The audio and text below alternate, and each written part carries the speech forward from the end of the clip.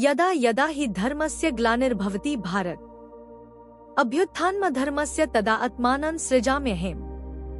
जब जब धर्म की हानि होती है और अधर्म की वृद्धि होती है, तब तब मैं स्वयं की रचना करता हूँ, अर्थात अवतार लेता हूँ। जरूरी नहीं कि हर युद्ध सिर्फ तलवारों और तीरों से लड़ा जाए। कुछ युद्ध आत्मा, विचार और समय के साथ लड़े जाते हैं। महाभारत भी एक ऐसा ही युद्ध था।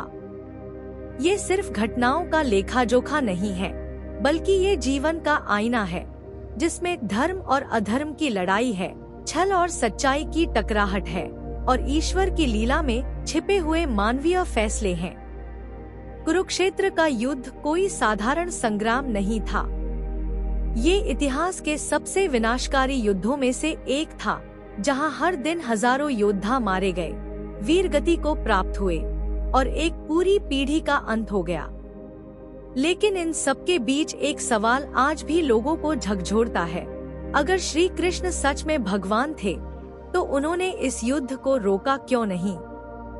अगर वो धर्म के रक्षक थे, तो फिर इस तबाही को क्यों होने दिया?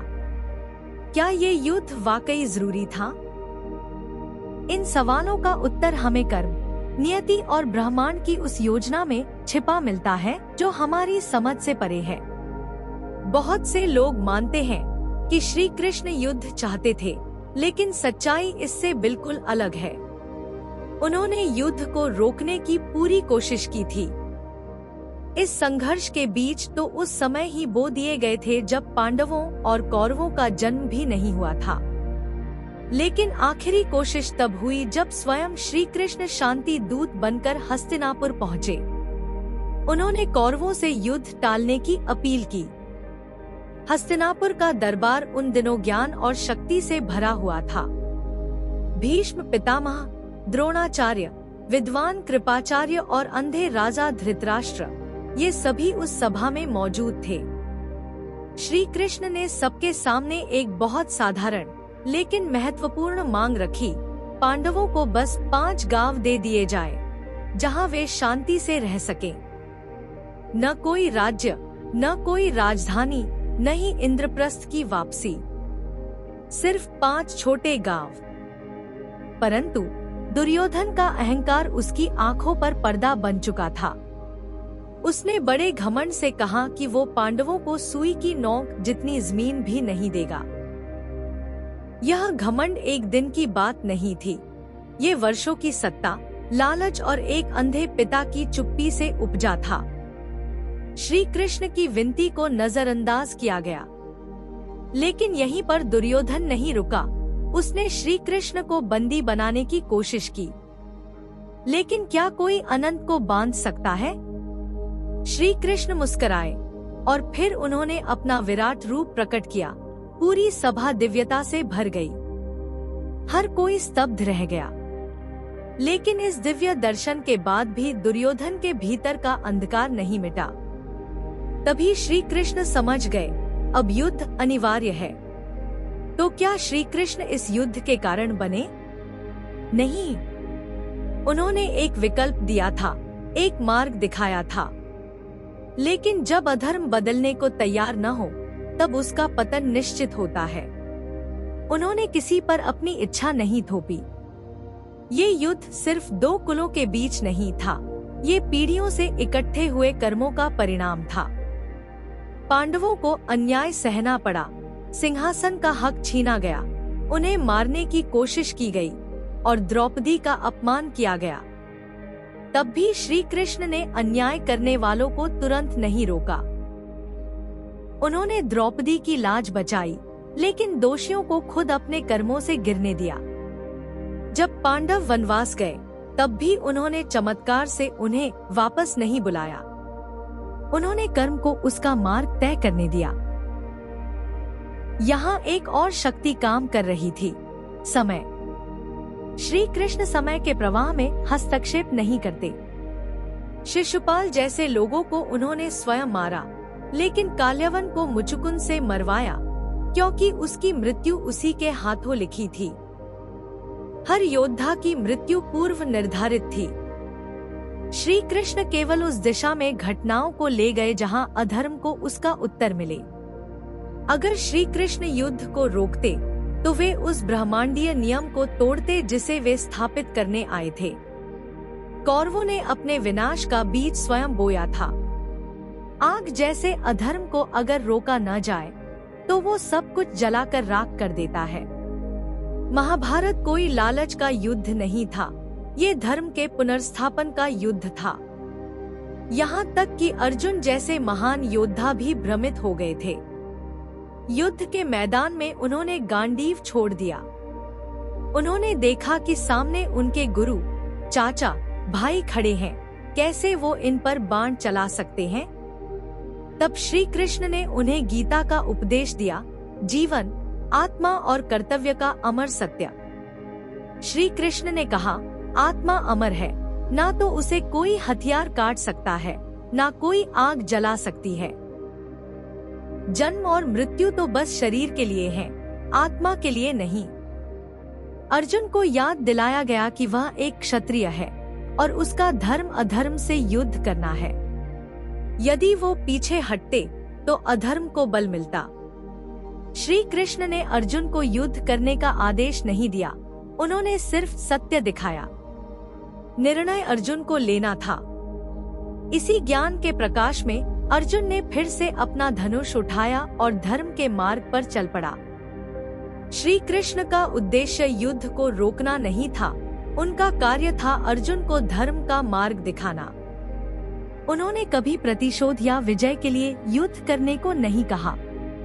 उन्होंने सिर्फ यह कहा कि जब धर्म संकट में हो तब चुप रहना भी अधर्म है।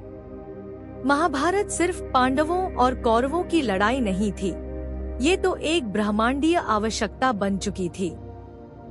वर्षों से अधर्म बढ़ता गया। भीष्म पितामह ने चुप रहकर अन्याय का साथ दिया, द्रोणाचार्य ने निष्ठा के नाम पर कौरवों का समर्थन किया, कर्ण ने मित्रता के कारण अन्याय को अपनाया और धृतराष्ट्र ने बेटे के मोह में आंखें मूंद ली। अगर श्री कृष्ण बलपूर्वक युद्ध रोक भी देते तो क्या अधर्म मिट जाता? क्या दुर्योधन बदल जाता? क्या अन्याय समाप्त हो जाता? बिल्कुल नहीं। अधर्म जब अपनी चरम सीमा पर पहुंचता है तब उसका पतन निश्चित होता है। युद्ध जरूरी था ताकि दुनिया यह देख सके कि अधर्म अंततः हारता है। श्री कृष्ण ने अर्जुन को विराट रूप दिखाया, जिसमें समय के मुंह में सब योद्धा समा रहे थे। तब श्री कृष्ण ने कहा, मैं काल हूँ, संसार का संहारक। तुम्हारे बिना भी ये सब नाश को प्राप्त होंगे। यह सिद्ध करता है कि युद्ध श्री कृष्ण की इच्छा नहीं, बल्कि ब्रह्मांड की दिशा थी। कौरवों का पतन तय था। उन्होंने ये भी कहा, सब जीव मुझसे उत्पन्न होते हैं और अंततः मुझ में ही विलीन होते हैं। यही सृष्टि का नियम है, निर्माण और विनाश और फिर पुनः निर्माण। श्री कृष्ण केवल एक मार्गदर्शक थे। वो यह दिखाने आए थे कि धर्म कभी पराजित नहीं होता। भले ही उसे समय लगे, लेकिन अंत में जीत सत्य की ही होती है। महाभारत एक ऐसा महायुद्ध था जिसमें समय, कर्म और नियति तीनों ने मिलकर ब्रह्मांडीय योजना को पूरा किया। तो क्या श्री कृष्ण युद्ध रोकने में असफल रहे? बिल्कुल नहीं। उन्होंने कूटनीति से शुरुआत की, अर्जुन को ज्ञान दिया और धर्म को थामे रखा। वे सब कुछ कर सकते थे, लेकिन उन्होंने कर्म में हस्तक्षेप नहीं किया। आज भी लोग पूछते हैं, अगर भगवान है तो दुख क्यों नहीं रोकते? लेकिन सच ये है कि हर कर्म का परिणाम होता है। जैसे श्री कृष्ण ने युद्ध नहीं रोका, वैसे ही वो हमारे कर्मों में हस्तक्षेप नहीं करते।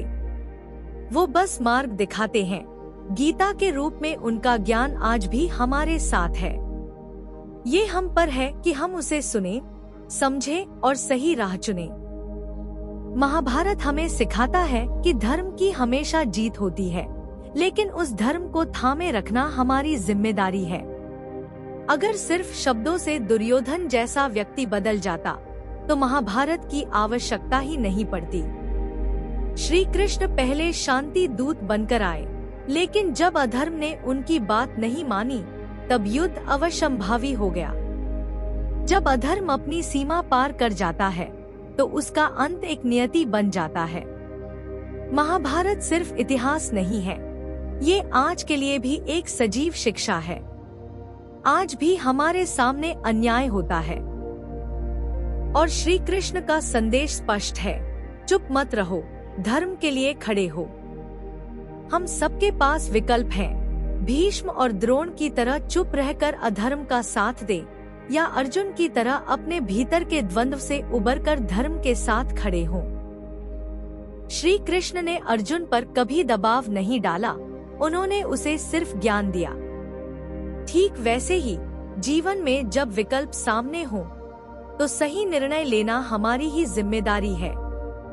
धर्म को उठना ही है, अधर्म को गिरना ही है, और कर्म हमेशा अपना मार्ग खुद तय करता है। यही सत्य श्री कृष्ण ने महाभारत में सिद्ध किया था। आपको ये वीडियो ज्ञानवर्धक लगी हो तो लाइक करें, शेयर करें और हमारे चैनल को सब्सक्राइब करें, ताकि हम आप तक और भी ऐसे प्रेरणादायक और गूढ़ ज्ञान की कहानियाँ ला सकें।